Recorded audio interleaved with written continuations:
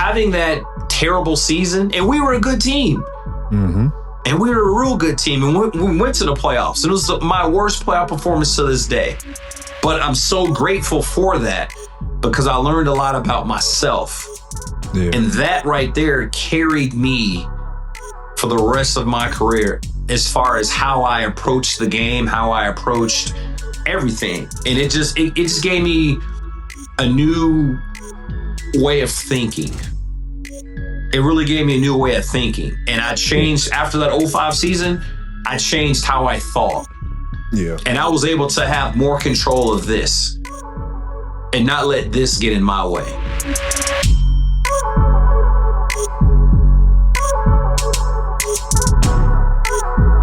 No Free Lunch is presented by T. Rowe Price. The information provided on this podcast is for informational purposes only and should not be considered financial or legal advice. Always consult with a qualified financial and or legal professionals before making any legal or financial decisions or investments. I'm Ndamukong Suh, and welcome to No Free Lunch, where we talk to experts and athletes about how the most successful people in sports manage their money and grow their wealth. Danny, what's going on, man? What we got going today? Another great conversation with another Chicago Bears legend. We're on a little bit of a roll here with Chicago athletes.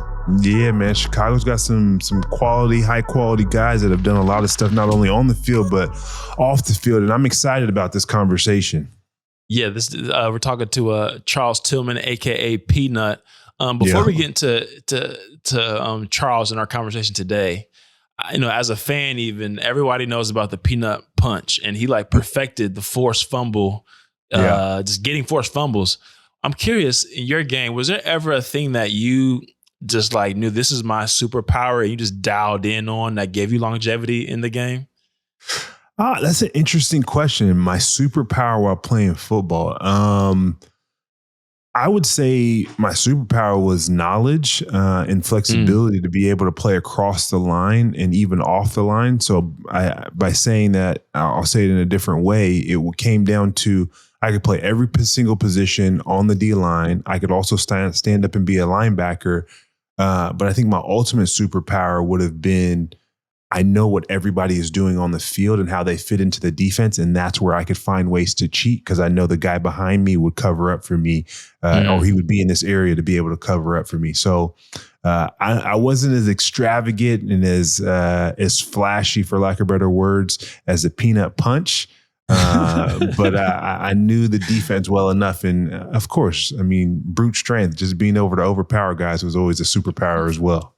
Right. No, yes. Very few have that.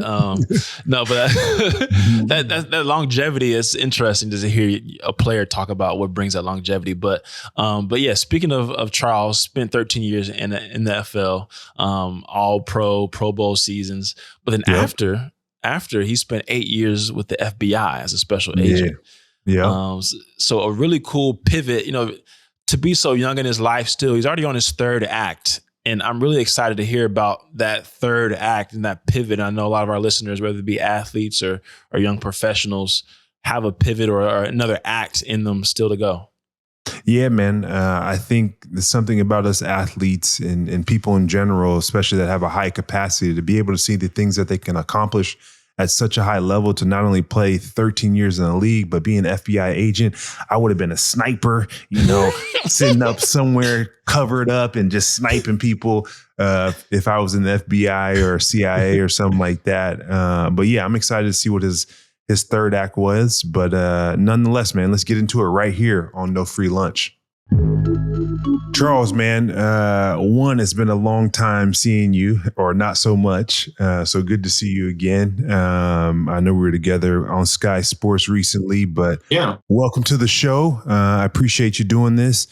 I want to jump into understanding your childhood and how you grew up. And my understanding is you were born and raised in Chicago, Illinois. Or you were born in Chicago, Illinois, and you and your family didn't stay there long. So explain to us in the audience, you growing up with a father that was a sergeant and moving around as a young kid. What was that like? So, born in Chicago, mom and dad born in Chicago, born and raised in Chicago.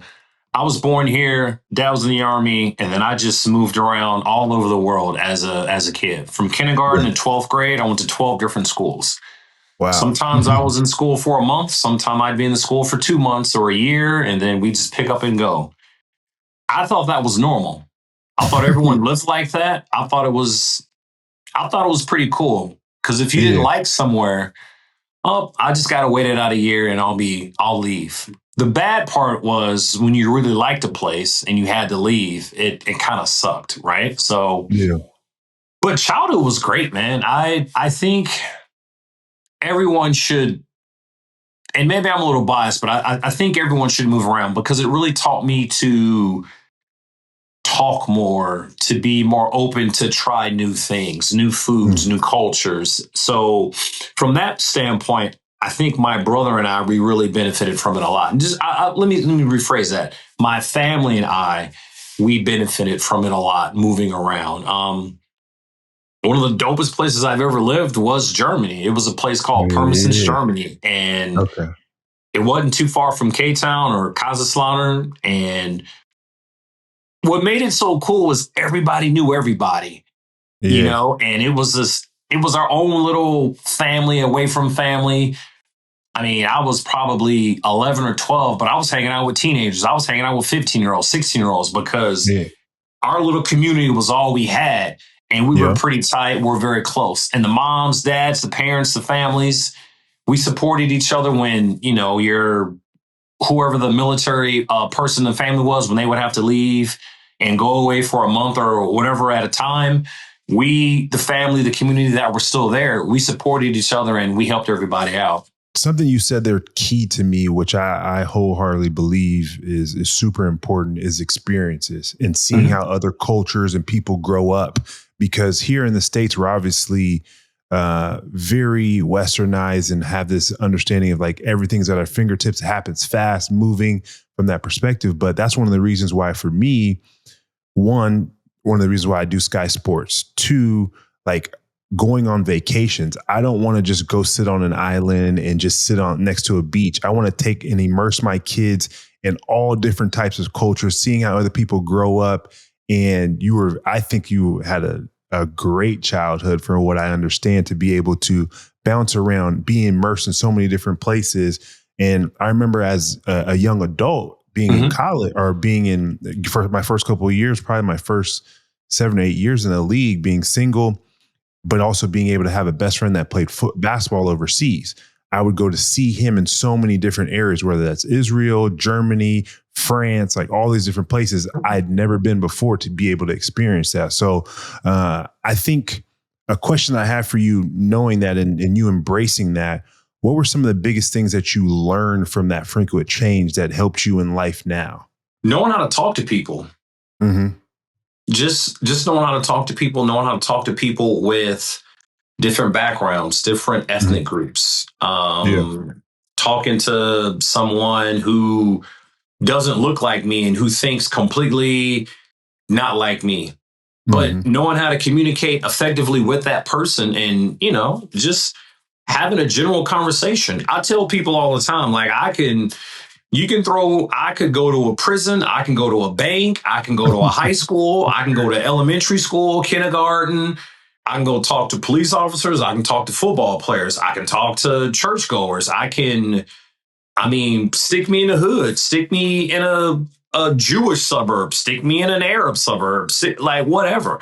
I feel like I'm confident enough to where I can hold a conversation, and I might not know everything about the individual or the religious group or whatever, but I think I could find a common ground where we could have a really good conversation and learn something from one another. Do you think that knowledge helped you expand and be able to move into, I'm going to call it your second act of being in the FBI and being able to deal with people in that scenario?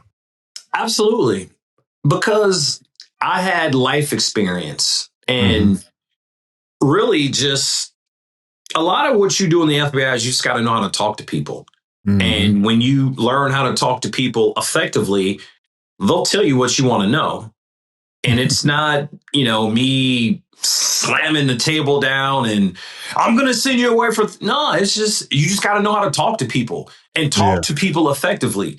And knowing your approach, am I coming off too strong? Am I not coming off too strong? Am I too soft? Like you learn certain techniques and tools but these tools, they help you just in life in general too, not just like on the job. It's just psychology. And once you learn the psychology of talking and learning, I'm not going to say it's easy. It just makes it easier to talk, or it makes it easier to learn something about somebody. Yeah. No. And it's interesting that you say that. I call that emotional intelligence and Absolutely, the ability to craft questions, because there's a federal agent buddy that I'm super close with here in Portland. He works for he just retired, but he worked for HSI and also was PPD here in Portland. And I've seen him work in action when I've done some ride-alongs with him, and just seeing how he asks certain questions to get certain answers and does it in a disarming manner. It's not like you said, this is my badge, give me everything that I need because I'm the authority. It's just positioning it in a disarmed way of how they could really ultimately what you want. So a question for you is, why did you want to go into the FBI? And why did you do that after playing? And I know you recently retired, but what was the fulfillment for you and the curiosity of getting in that space? Part of it was just, I was 35 when I retired, 34 when I retired. I was like still fairly young. And I felt like that was a little too young for me to just kind of sit on my butt and just chill. Right. Yeah. So I've always wanted to be in the military because my dad, he did his 20 years in the Army. My grandfather, I got an uncle who did 20 years in the Army. So I always wanted to join the Army just because of my dad. Out of high school, I got a scholarship. All right, well, I won't go to the Army. Well, out of college, I got drafted. All right, well, I still won't go to the Army. Well, if I only play 2-3 years or whatever, I'll still go to the Army. I'll be an officer. So the goal was always to join the Army. But football just kept progressing. I just kept progressing in football and I kept getting extended, contract extension, Pro Bowl here, peanut punch there. So I was excelling at football fairly quickly and doing really well as a starter in the National Football League. So once I was finished, I was too old to join the Army, and I knew I always wanted to do public service. So why not law enforcement? I've always been intrigued by federal law enforcement, and I felt like the FBI was a good fit for myself. And I was blessed enough to be with some really good people. When I got there, I worked with a lot of amazing individuals who did the job right. They do the job right. They do it the right way. They don't abuse their powers. They follow the law. Everyone's granted their due process. We treated people with dignity and respect. If you can, take us under the hood of what a day in the life was like being in the FBI, especially having such a amazing career, 13 years in the NFL, multiple Pro Bowls, multiple Super Bowls that you've attended and been participated in, and obviously an All-Pro, and I mean, changing the game in itself with, as you mentioned, the peanut punch. Like, what was it like transitioning not only from football to being in the FBI, but what was your day-to-day like? Because we know, or people have an idea of what the day-to-day like is for being an NFL player. You're in the morning working out, meetings, practice, more meetings, get ready for the game. It's not like what you see in television, right? It's not like TV. It's not fast action, hard going, Mike Lowry. That's not it at all. You have days like that, but your average day is just a 9 to 5. And it's, you get to work about 9, work on some cases, go over some documents, review evidence, review search returns, like whatever your case is leading you.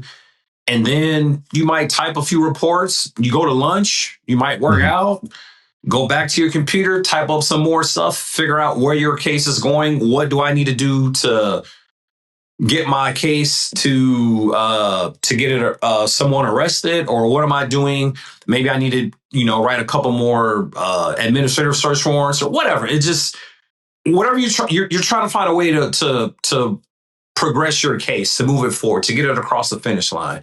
Yeah. And then at about 4, 5 o'clock, when you've done all you can for the day, you just, all right, I'm going to get in my car and I'm going to go home and see my kids. I'm going to cook them dinner. I'm going to go to basketball practice, tennis practice, volleyball practice, and then watch some TV, hang out, and do it all over again. It's a standard 9 to 5. I think when it gets difficult is when you get call outs and, something really bad has happened. And then your phone goes off and it's like, hey, I need you to go and deploy to location X because a target has done this and it's really bad and we need all hands on deck. So then you might work a 12-hour shift, a 20-hour shift. You might be up for 22 hours. You might be up for whatever. You might work for 10 days straight or something like that, depending on, the extent of the event that has just taken place. So talking about working those, obviously the 9 to 5, but then those extreme situations when bad things happen and you need to have a 10, 12, 20-hour day. Was there anything in football and in your early childhood that prepared you for that and that you could look back and say, wow, like if I hadn't had that experience, I wouldn't have been as well prepared for something that I'm dealing with now working in the FBI? I think in general, just sports in general. It's not even football, basketball, hockey, lacrosse, soccer, just being on a team and learning and leaning on my teammates, knowing to trust the other person next to me. Yeah. Sports teaches you that. Sports teaches you to lean on your teammate or the man or woman next to you. Sports taught me that. It wasn't just specifically football. I played a bunch of sports when I was a kid, right? I'm sure you're the same way. I'm very proud of myself on that. Yeah, all those youth coaches, those junior high coaches, high school coaches, all the teams that I was on, all the drills that we did, and I had to rely on my fellow teammates to get us across the finish line. No different than the FBI. We're one big team. My team is in Chicago and your team's in Portland. All right, well then we got to link up at some point. Well, I got a teammate in Portland, Oregon now, and we got to do this mission to accomplish, or we got to complete this task to accomplish this mission. So you're just my teammate in Portland, or you're my teammate in New York, or you're my teammate in Florida or LA or whatever. So yeah, sports definitely helped me learn how to be a team player. So when I got to the FBI, it was second nature at that point.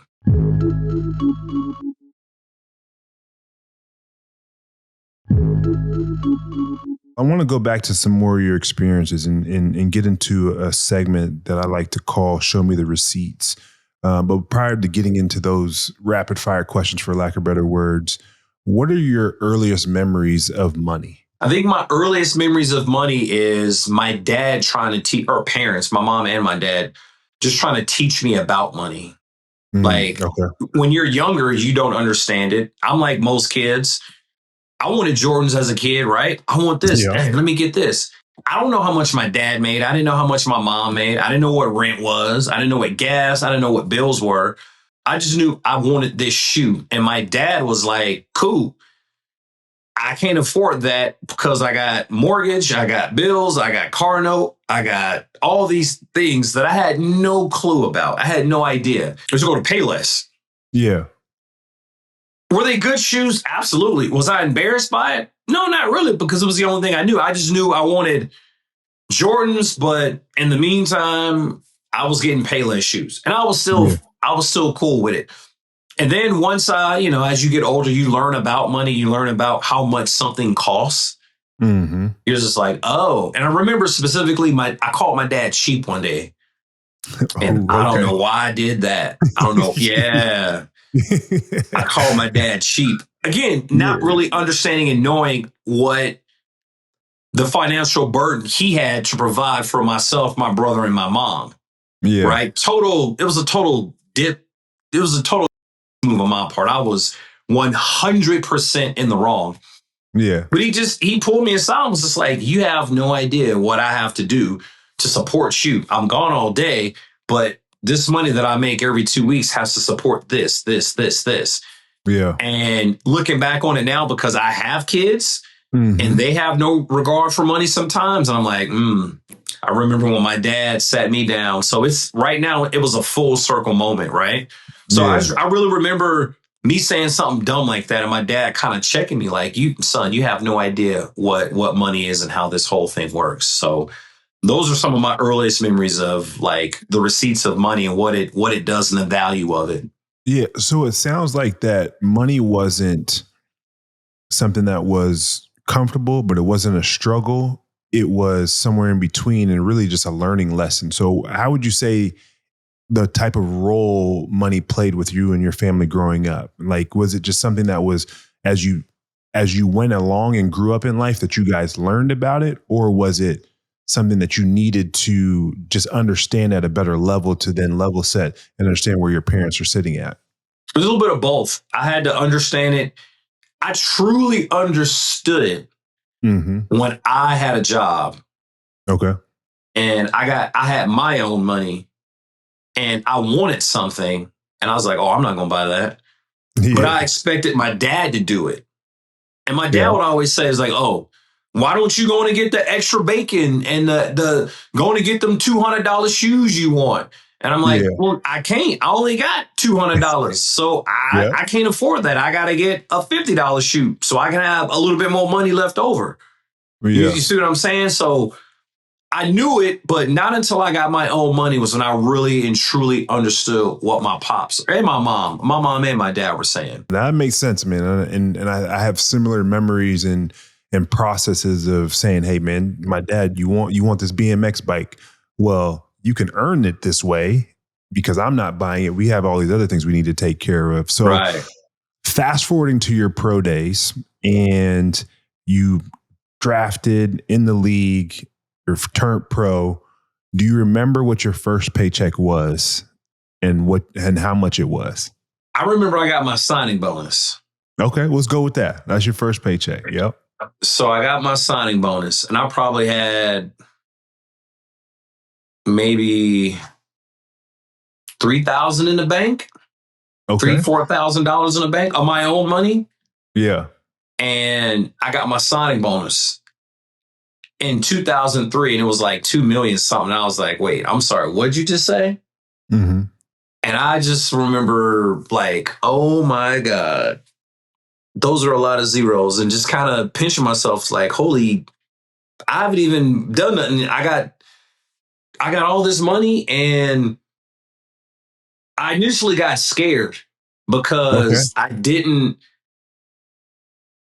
grow up poor, but I didn't want to go backwards. Yeah, for sure. You see what I'm saying? No question. I was just like, all right, I don't want to spend it. Okay, I got to pay these bills. Okay, yeah, I'll buy a Louis bag, but I'm not spending nothing else. And I was like, I was very tight with my money. I was extremely tight. I was single, no kids, no girl out, but I was extremely tight with my, you'd have thought I was going you'd have thought I was poor. Yeah. Because I didn't want to spend it. I was just like, nah, I'm good. I can't, nope. I gotta do something. I would tell myself I have to do something to buy something. Yeah. If I don't make a play, if I play crappy, I don't deserve this nice item, this nice gift.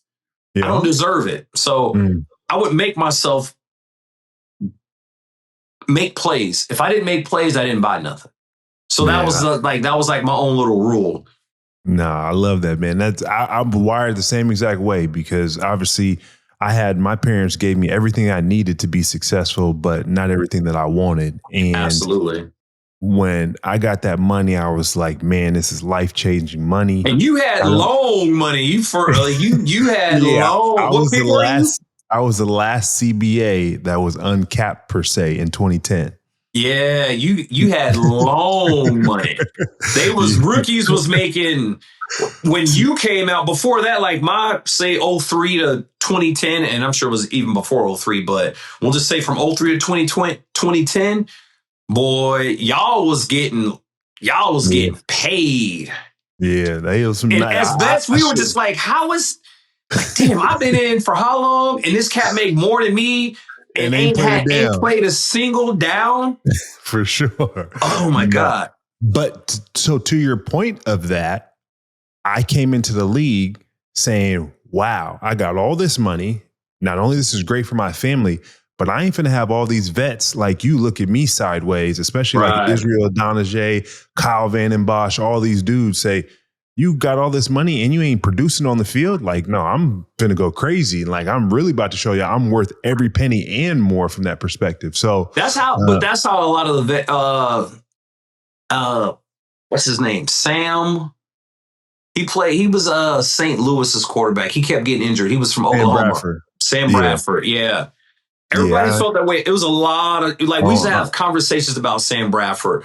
And no disrespect to him, he got injured, but he kept getting these big deals, and it was just like, wow, this dude is robbing him the ski mask way. Like he is, and I always want players to get paid. Let me just say this: I'm glad you're saying that because he was the number 1 pick and I was the number 2 pick, and I was salty. Yeah, and it's not, again, I'm always for the player getting. I want to say I'm always for the player getting his money. Always for the player getting his money, because our life expectancy in this league, it is very short. Yeah. And I want everyone to make as much as they can, because the teams, they make as much as the teams make so much off of you. So I'm always for the player getting paid. I just think some players were a little taken back by it, because it was like, yo, I'd have been in for how long? I've been in this Pro Bowl. I've done this. I've done that. And I'm still not making that. Yeah. So that was where a lot of vets complained about rookies getting those big paydays when they haven't produced or haven't even played a snap in the National Football League. No question. Well, I'm going to go back to the rapid fire. What is something you know about money now that you would do differently at this stage? Invest more. Just invest more with all your appearance checks and things like that. Just invest more, save more, put it in a pot.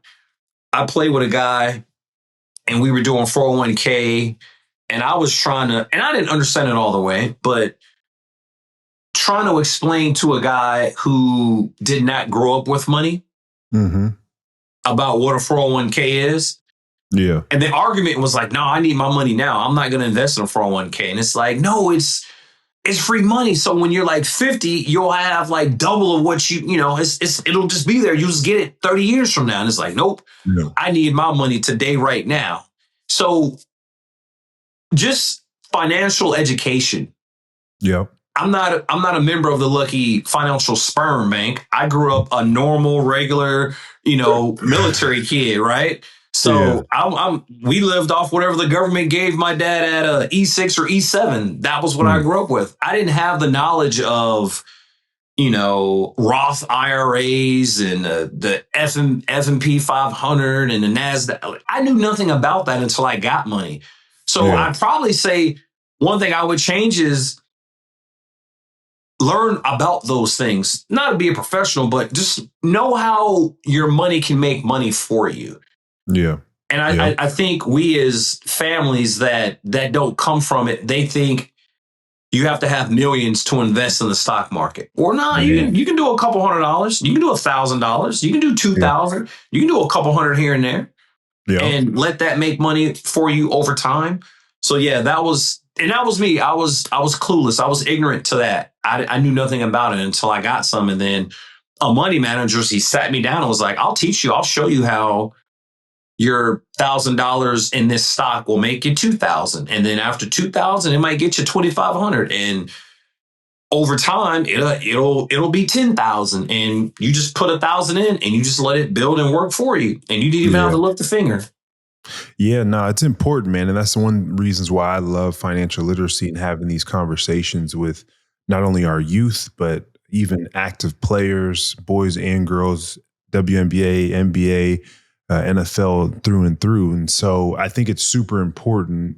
And I'm also curious, like, what were some of the lessons that you took from your childhood and upbringing that you still abide by this today? And when it comes to money and obviously like budgets and planning from that perspective. So I got my Pell Grant in college. My Pell Grant was like maybe 16. I'll just say $1,600. $1,600. And I got it all at once. And I was on full scholarship. Yeah. I got the check and I was like, okay, this has to last me from August till January until I get another Pell Grant. I got it once a semester. So when I tell you I was tight with my money, hey, let's go to so-and-so. Hey, I'll drive, but hey, I need snaps on the petrol, fellas. Who got $2-3? So I was getting $2 or $3 from like I was like Ubering, but you gonna give me $2-3, and I had a 8398 Oldsmobile, so I could put 6-7 people in my car. It had a big long hoodoo. Yeah. So being in college, having that Pell Grant, making it last for an entire semester, because I couldn't just call home and say, hey, Dad, I ran out of money. Can you send me $100, $50? Because I know my dad was going to be like, I don't have it to send because I'm busting my butt working too. Yeah. So if the government or this Pell Grant is here to help you survive in school, because I can't afford to send you the money, you need to make this last. So I was a good steward in saving all of my money. Again, I didn't want to go backwards. I only wanted to go forward. So I was really disciplined with how I spent my money. My dad paid my insurance, but I had to pay for gas. And occasionally I bought some food. I mean, I wasn't lucky enough to go to Nebraska and have the training table or anything like that. So I was on the ramen noodles and the tuna fish soup. We would get, recruiting trips, right? How you get like extra cash. Like I would volunteer. I would volunteer to get the extra money, to get the little extra $40, $50. It was just like, nope. I'm going to take them out. We might go to get this. The team's paying that. Yep. I'm working. I'm taking this money because, I'm taking this money.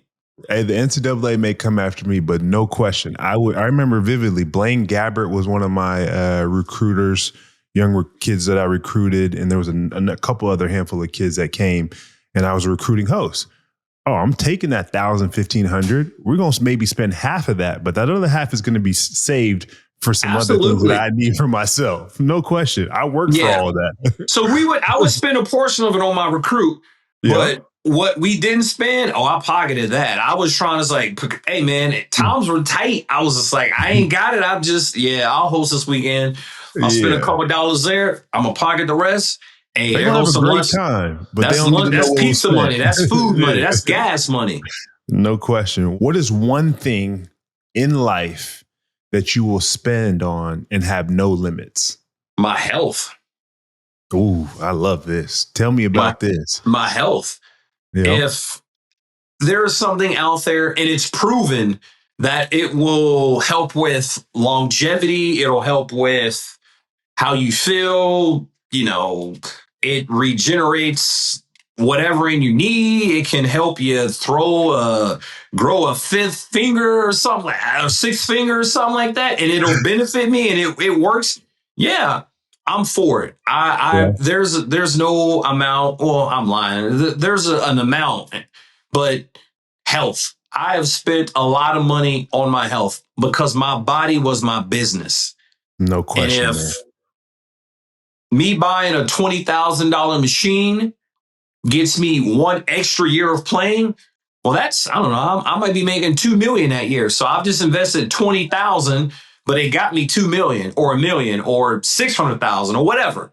So I would always invest in my body. 100%. I invested in my body. New trainers, massage therapists, acupuncture, nutrition, dry needling, hyperbaric chambers, saunas, cold tubs.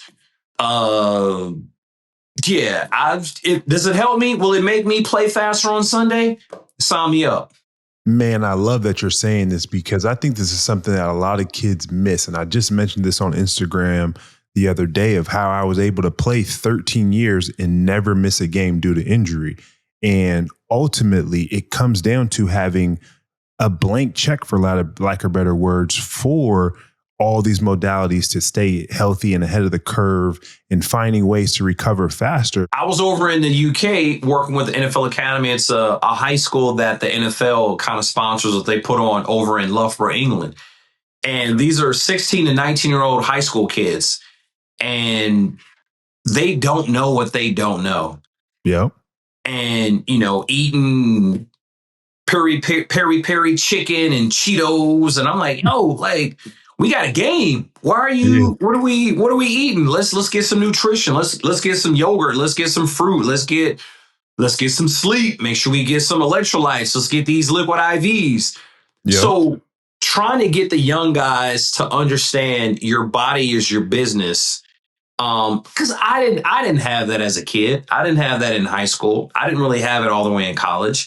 Only thing I got in college was electrolyte pills. And it was some big horse pills that they used to make us swallow. Make sure you know what don't I'm saying? Like that was the extent. I didn't really learn about nutrition until I got in the league. Yeah. Like I truly learned about nutrition. And you look at all the teams now, they all got nutritionists. Like when I played, man, we would eat the worst stuff before practice. And I'm looking at it now, what the Bears have, I'm like, we really got gypped the first 10 years of my career. Because we was eating, don't get me wrong, we were eating good. It just wasn't healthy.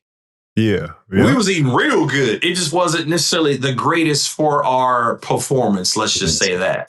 So knowing what I know now and the wisdom and knowledge that I have, I try to pass it along to those high school kids. Stop eating all the fast food and the burgers and the Culvers and the Taco Bell. It's like Taco Bell. Oh my God. Leave that alone. Go get some chicken. Go get a chicken breast. Go get some broccoli. Go get some rice. Try to, just try to get them to understand how food fuels you.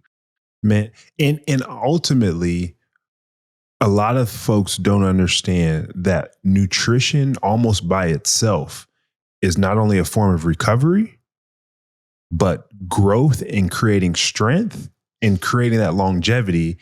And then you start to pile all the other ancillary pieces around it. And I was super, super fortunate. My performance director, even till this day, I'm retired. I still work with him. I was on his line on Sundays, like, man, what's my new phase for working out this next 4 weeks and whatnot. I was just with my physical therapist this past weekend as well. Like I talked to my naturopath and all these different people that have supported me not only during my playing career, but I want to be healthy after, even more healthy, because guess what? I don't have the brain damage and the assaulting of 2-3 dudes hitting me left and right and running through them and sacking the quarterback. And now I got a bruise over here. I got a bruise over here and dealing with those different things. I'm just walking around enjoying a 2-3-4 mile walk in the morning, get a hit workout in and move on from that perspective. And so it do you still train like you play? Not to the full intensity of like, all right, I'm preparing for a game, but yeah, I'm in the gym hour and a half, 2 hours. And instead of me doing sprints, I'm going on a 4-mile walk or 5-mile walk. This morning I walked 5.5 miles. And people don't even realize that walking, because I'm trying to cut weight. Like I was in my peak, my highest weight in the league, I think I was 315, but ideally most of my ideal weight was like 305, 306.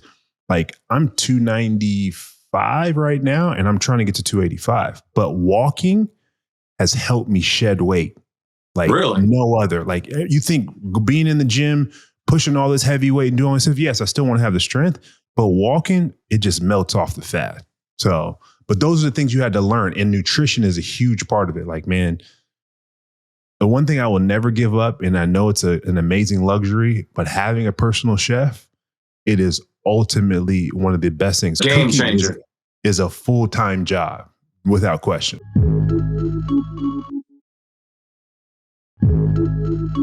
I want to move on and talk a little bit about, I believe I would call it your third act, having your first act being in the NFL, your second act being an FBI agent, but your podcast that you have that is called NFL Players Second Act. Like, what was the reason why you created that? So I didn't create it. It was us, the league, working around and just trying to talk to former players about what are they going to do now? Yeah. What's next? And this podcast has been a godsend. I did it my first year by myself, and I was absolutely terrible. I was terrible. I wasn't any good. And then they still wanted me to do it, but they was like, what if you had some help? And I was like, Roman Harper, he's my guy. Yeah. So Roman and I, we do this podcast and we talk to former players and we talk a little bit of football, but it's kind of like one of those, where are they now? What are they doing now? And it's really us just trying to pour life into you and the next thing that you're doing. Whether it's you got a farm, well, talk to us about your farm and the beef that you're selling on your cattle farm. Yeah. Oh, you got a private practice because you went to law school and now you're a lawyer. Talk to us about that. Maybe we can get you some more clients. You got a fashion, you're into fashion. Tell us where we can buy your clothes. It's really, we're trying to celebrate you and your second phase and let you know that you're more than football, man. You're not just a guy who makes tackles or catches touchdowns. You're more than that. And probably the most gratifying thing, and every time we do a taping and I hear stories from my fellow brethren in the NFL, is how their transition was. Yeah. Everyone's transition is different. Everyone's transition is customizable to them, to that personal or specific individual. Some are good, some are bad. And a lot of it is just, you're trying to figure out yourself. You're trying to reinvent, rediscover who you are outside of football. I know we say it, but there's also a little bit of time where you got to take this journey and be like, all right, I'm not playing football anymore. Cool. Well, who am I? What can I do outside of making tackles and throwing interceptions and throwing touchdowns? What can I do? And you discover, like, man, I'm really into podcasting. I'm really into journalism. I'm really into cooking. I'm really into fashion. I'm really into law enforcement. And that's been really, it's been fun to let people tell their stories. Yeah. We've all got amazing stories, but it has been the joy of my life, one of the many joys of my life, to let the Ndamukong Suh tell his story about who he is.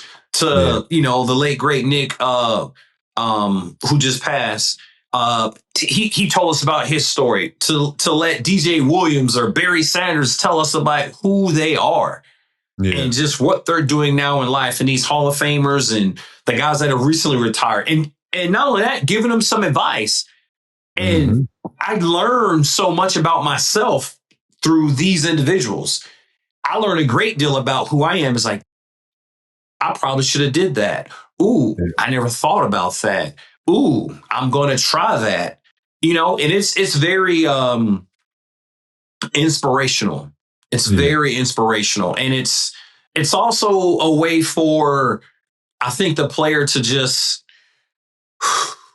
he can just kind of decompress. I get it. Rome gets it. And the player or whoever our guest is, they get it too. And then we just fellowship, man. We just rap. We talk ball. We talk life. We talk sports. We talk family. We talk about what you're doing in life right now. And it's love. It is 100% love. I think a lot of the time we as athletes, we suffer in silence and we try to do it. We try to do it alone because we think we are tough. And we are tough. Don't get me wrong. We are. Yeah, for sure. But we need that support group. You need the support system, whether it be family, wife, cousin, brother, mother. You need a really good support system. And I always try to tell, hey, brain and body scan, call, check on somebody. Hey, how you doing? How you feeling? Because I'm totally guilty of like, man, I'm cool, when knowing I wasn't. And all I really had to do was to say, hey, I'm struggling with this. I'm struggling with that. And I know my friends or my support group would have been there to help me. It just was, no, I'm a tough guy. I'm a tough guy.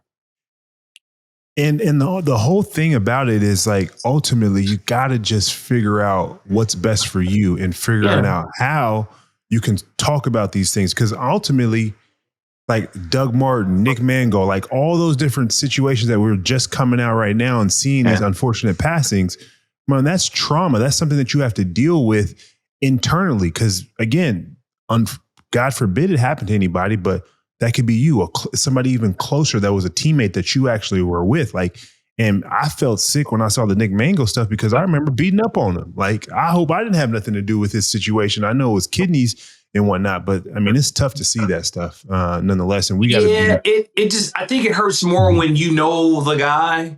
Yeah. And you played against them or with them. You're just like, oh my God. Like, I can't tell you how many times, one of us, we die, or one of our fellow NFL brothers dies, and you just like, dang, he's 41, he's 35, he's 38, we're the same age, So I'm definitely, as I get older, I value time more because I know I only have 50 summers left. Yep. 50 to 60 summers left. Yeah.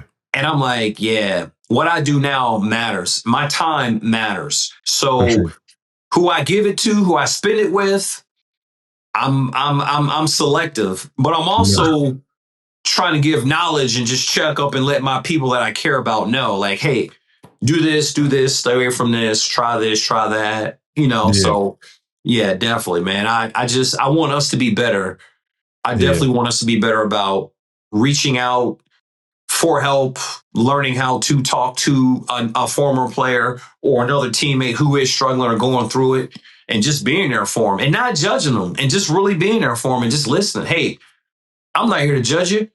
I'm just here to listen if you want to talk, brother. And if you need some resources, I'll help you out the best way I can. I've definitely seen it from outside in, and I've had a lot of interest to understand all the different pieces. So I appreciate you sharing that. But a key piece that I picked up on what you said there is, man, everybody's transition out of sports is different and unique to them. And some are amazing. Like, from our perspectives, I would imagine you're very similar to me. If we got to choose when we were leaving the game, versus a lot of guys don't have the opportunity to pick up and leave when they want to and are forced out, for lack of better words. That's what hurts people, though. So that hurt me. I don't think I realized that until I was out, and then I did a deep dive and looking in. It was like, man, leaving the FBI, I'm okay with it because it was on my terms. Mm-hmm.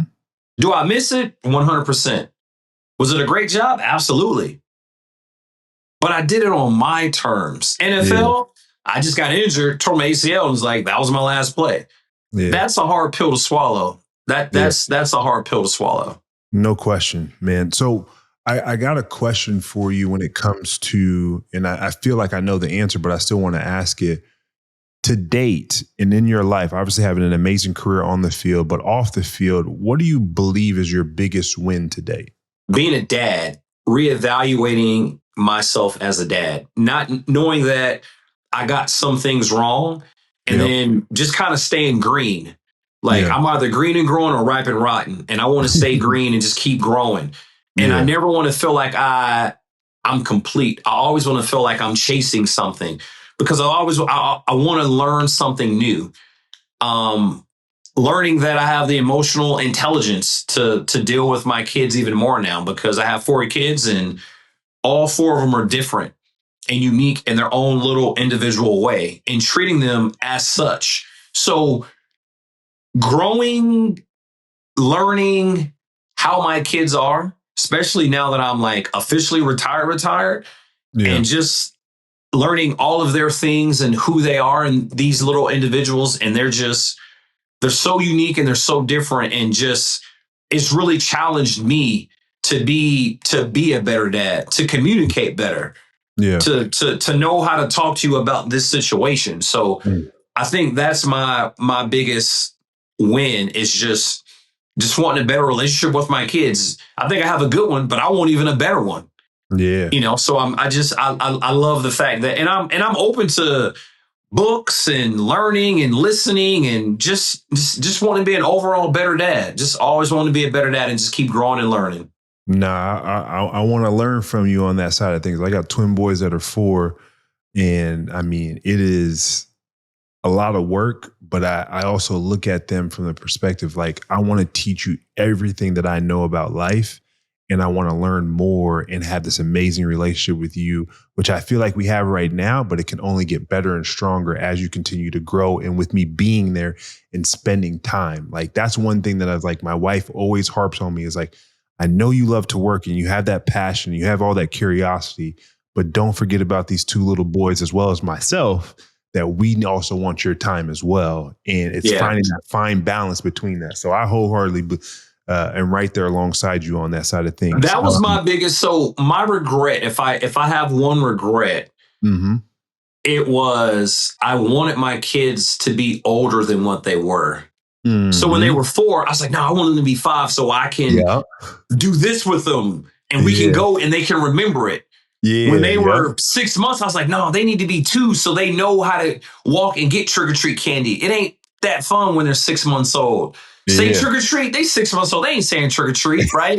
So I wish I had that time back. Now, I was there and I did all those things. I just think that I didn't enjoy it as much because I was like, nah, instead of 6 months, I want you to be 2. Instead of being 2, I want you to be 5. Instead of 5, I want you to be 10 so we can go do this. You got to be 16 to do that. All right, I can't wait for you to get to be 16. Instead of just be in the moment and just enjoy the now. Just enjoy the now. Yeah, and it's 100% in be in the moment, but also I hear you wholeheartedly. Like I look at it, I took my boys to London the first time I started working with Sky Sports about 2.5 years ago, and there's no way they remembered that. But they see pictures of them in the hotel and in the pieces of like the different monuments and places that we went to. So when we were just over there, when I saw you, because my family was there for about a week and a half, they were like, oh, I saw this before. They don't really remember it. They remember seeing the picture though. And so those are the different things that I'm able to say, realize, enjoy the moment. And even though they may not remember, take these pictures. Because I used to not ever take pictures and all these different things. Like, man, I don't need no pictures or memories from that standpoint. But it's priceless now, so they can recollect that. But I want to move on, and I got 2 more questions for you because this has been amazing, and I appreciate your time. You played 13 years in the NFL, 2 Super Bowls, All-Pro, Pro Bowls, and you were forced, as you mentioned, to hang up the cleats, not on your own terms, but due to injury.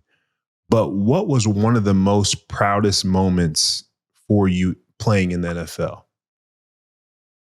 Man of the Year. Walter Payton. Probably winning Walter Payton Man of the Year.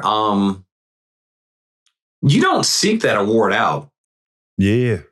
Like I wasn't like, all right, I'm doing all this community service because I want this award. Like that wasn't a thing. My second daughter, Tiana, received a heart transplant back in 2008.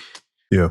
And as a result of that, we started our foundation, the Charles Tillman Cornerstone Foundation. And we were helping chronically and critically ill children throughout the greater Chicago area and in Charlotte. Yeah. And helping these families because someone donated their heart and organ to my child and she was a recipient. Bless my family. Yes. And I wanted to bless other families somehow, some kind of way, because someone did something very selfless for us. Yep. Starting this foundation, it was great. Helping families and helping people is what we wanted to do. And then to be recognized for that at the NFL Honor Show, and to get a standing ovation in Radio City Music Hall. And I got Chris Carter, Emmitt Smith, and like all these Hall of Famers, and everyone in the room just stood up for me. And I'm like, I'm just Peanut from small Carpers Cove, Texas. You know, like I'm not this big famous dude. I didn't go to the most prestigious college for playing football. And I'm so small in this moment. But y'all put me on this platform and this stage and you're pouring life into me. It was hard to receive. It was really hard to receive that. But having received it, I was just, if you look at the video, I had like I looked like Celie from The Color Purple. I had like at the end of the movie when she finally meets her kid, she's so happy. Like I was so happy and I was overcome with so much joy. I couldn't even, I had the ugly face. I had the ugly cry. I was, I had the shot ranks looking cry, but I was bad. Yeah. And it was just, but I was so humbled in that moment. Mm-hmm. I was really humbled in that moment because people saw the work that the foundation did and the people that we helped. And I was very appreciative of just my team being recognized for the work that they did. And it went to the people, we helped the people we were supposed to help. And it was an amazing day. It was an amazing night hanging out with the Peyton family and just learning more about Walter, who he was as a person, as a dad, not just a football player. And it was amazing. It was one of the greatest nights of my life. One of the greatest nights of my life. I can see that you smiling side to side or ear to ear right now, just recollecting that and that nostalgic moment. But I got a question for you, and it's my favorite question. I always love to end the interview with. What's the biggest price you've had to pay for a breakthrough in your life? The biggest price I've had to pay. It could be monetary, it could be emotional, it could be anything above. So 2005, mm-hmm. I'm in the league, and it was probably the worst year I played in football. Okay. The worst year I played in football. Why I is just that? got married. I just had a kid. I was trying to learn how to be a dad. I was trying to learn how to be a husband. Mm-hmm. I was still fairly new in my third year because my second year I got injured. So I missed like half the season. And I'm still trying to learn how to be a football player. I'm still trying to learn how to be a professional. Wow. Okay. And all these parenthood, marriage, and my job, trying to balance everything. Had some good games, had some terrible games. But it taught me balance. It taught me how to, when I was home, be home. It taught me when I was at work, be at work. It taught me when you're with your kid, be with your kid. Without that season, you don't get the longevity of what I played. That's what I said. I'm so grateful for it because it taught me how to be a professional. Yeah. It was a terrible lesson to learn at the moment because you're giving up touchdowns. Chicago is a great media market for football. Yeah. And everyone is destroying you via, we didn't have social media, but like the paper and the news. Yeah. Oh, you should bench him. You should trade him, get rid of him. He's a bust. And you gotta stomach all that. And you can either fold or you can go out there and you can just keep pushing. So having that terrible season, and we were a good team. Mm-hmm. And we were a real good team. And we went to the playoffs. And it was my worst playoff performance to this day. But I'm so grateful for that because I learned a lot about myself. Yeah. And that right there carried me for the rest of my career as far as how I approached the game, how I approached everything. And it just gave me a new way of thinking. It really gave me a new way of thinking. And I changed after that 2005 season, I changed how I thought. Yeah. And I was able to have more control of this and not let this get in my way. Yeah, man. It's crazy that you say that, and the mentality and the emotions and the mental toughness that it takes to play in the NFL. And I remember vividly an interview by Tony Gonzalez on Jim Rome back in the day. I don't remember what year it was, but it was early in my career. Maybe my first, second, or third year in the league. And Tony said, man, I could play this game for as long as I want to physically. But mentally, that is what I got to fight each and every single day, which you're talking about the media and now social media, the news. Like there's so many different things around it, the fans, good and bad, like coaches and dynamics and politics and all that stuff. If you can't mentally grind through that stuff, like it is definitely tough. And that happens not only in sports, but everyday life as well. So, man, Charles, this has been an amazing conversation. I can't thank you enough for joining No Free Lunch, but I look forward to seeing you overseas, and we got to find a time to connect in Chicago. I get out there pretty often. Absolutely, man. Hit me up. You got my number. Let's make it happen. Okay. I appreciate you having me on. Thanks. No doubt. T. Rowe Price proudly sponsors No Free Lunch. The views expressed in this podcast are those of the podcast participants and do not necessarily reflect those of T. Rowe Price. Their sponsorship supports the platform and does not imply endorsement of specific content or perspectives. Man, what a great conversation with Charles Tillman, man. Peanut, the boss of football and the peanut punch, but a lot of great tidbits there. Just not being afraid of being curious and growing outside of yourself. Obviously, he's had tremendous success, not only in the football field, but in the FBI, and also having fellowship with this podcast that he has alongside the NFL of Second Acts. And I think it's important to have brotherhood and empowerment of women and having people come together to have conversations about these tough times. I mean, you see Doug Martin, Nick Mangold, that unfortunately just passed, and not being afraid to have those emotional and tough conversations and supporting each other. So make sure you reach out to somebody if you're thinking about them, have a good conversation with them, and being open to their feelings and being there, lending them a nice shoulder to lean on. Make sure you like, comment, subscribe to No Free Lunch on Apple, Spotify, YouTube, or wherever you get your podcasts.